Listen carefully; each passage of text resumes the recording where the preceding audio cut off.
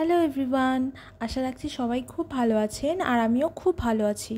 একটা নতুন ভিডিওতে সবাইকে অনেক অনেক অনেক ভালোবাসা।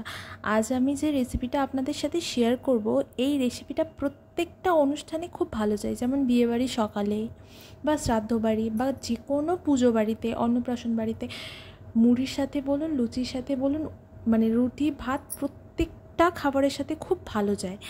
আর আমি সেই রান্নাটাই আপনাদের সাথে শেয়ার করব। তো প্রথমে আমি গ্যাসের ওভেন অন করে একটা কড়াই বসিয়ে দিয়েছিলাম। কড়াই গরম হয়ে যেতে তাতে কিছুটা পরিমাণে 5 ফোড়ন আর 2টো শুকনো লঙ্কাকে অর্ধেক করে দিয়ে দিয়েছিলাম।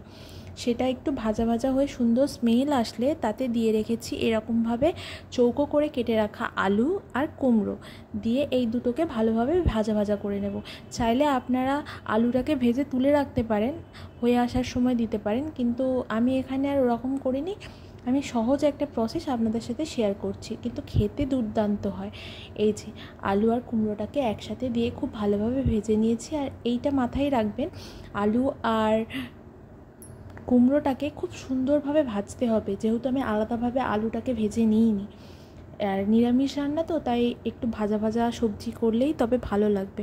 তো আমার সবজি ভাজা হয়ে গেছে। এখন আমি এখানে কিছুটা হলুদ, জিরে গুঁড়ো, ধনে গুঁড়ো আর গোলমরিচ গুঁড়ো দিয়ে ভালোভাবে ভাজা ভাজা করে নেব। এখানে কিন্তু আমি লঙ্কা গুঁড়ো ইউজ করিনি, কুমড়ো রান্নাতে লঙ্কা গুঁড়ো না দেওয়াই বেটার। এবারে আপনারা কালারের জন্য কাশ্মীরি লঙ্কার গুঁড়ো দিতে পারেন, আমি সেটা দিইনি। তো সেটা মশলা দিয়ে একটু কষিয়ে নিয়ে তাতে আগের দিন ভেজিয়ে রেখেছিলাম কিছুটা ছোলা, সেই ছোলাটাই দিয়ে দিলাম। এখানে আপনারা মটরের ছোলাও, মটরটা ব্যবহার করতে পারেন, আমি ছোলা ব্যবহার করেছি। আশা রাখি যে কুমড়ো রান্না মানে কুমড়োর ছক্কাতে ছোলা রান্নাটাই বেটার যায়। তো তারপরে আমি এখানে কিছুটা পরিমাণ আদা আর কাঁচা লঙ্কার পেস্ট দিয়ে দিয়েছি, আর সেই বাটি ধোয়া জলটাও দিয়ে দিয়েছি, যাতে নিচের দিকে লেগে না যায়। আর দেখুন কতটা সুন্দরভাবে আমার কষা হয়ে গেছে। এখন সবার লাস্ট আমি নুন দেবো, আগে আমি নুন দিইনি, কেন কি যাতে কুমড়োটা তাড়াতাড়ি গলে যাবে সেই জন্য। তো সব কিছু হয়ে যেতে তারপরে নুন দিয়ে একটু ভালোভাবে নাড়াচাড়া করে নিয়েছি। এখন এখানে কয়েক টুকরো টমেটো কেটে রেখেছিলাম, সেটাই দিয়ে দেবো। বেশি টমেটো আমি এখানে ইউজ করিনি। তো টমেটো দিয়েও আমি ভালোভাবে কষিয়ে নিয়েছি। এবার একটু একটু জল দিয়ে ভালোভাবে ব্যাপারটাকে কষিয়ে নেব। তো এই যে দেখুন কতটা মশলাটা কতটা, আর এখনই মনে হচ্ছে যে কত সুন্দর হয়েছে। তো যাই হোক, এবারে ভালোভাবে কষিয়ে কষিয়ে কষিয়ে কষিয়ে ঝোলটা একটু টেনে আসলে তারপরে এখানে আমি তরকারিটা যাতে সবজিটা যেরকমভাবে সিদ্ধ হবে সেরকম পরিমাণ অনুযায়ী আমি জল দিয়ে দিয়েছি। এখানে যেহেতু ঝোল করব না, তাই জলের পরিমাণ কিন্তু আপনাকে ভেবেচিন্তেই দিতে হবে। তো এই যে আমি যাতে সবজিগুলো সেদ্ধ হয় সেই রকম হিসাবেই জল দিয়ে আমি এখন এটাকে 5 মিনিটের জন্য ঢাকা দিয়ে দেব।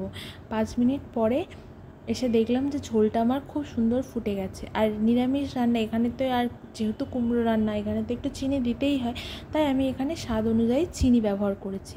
তো চিনি দেওয়ার পর আমি কড়াইয়ের ফ্লেমটাকে আস্তে দিয়ে আমি এখন রেখে দেব।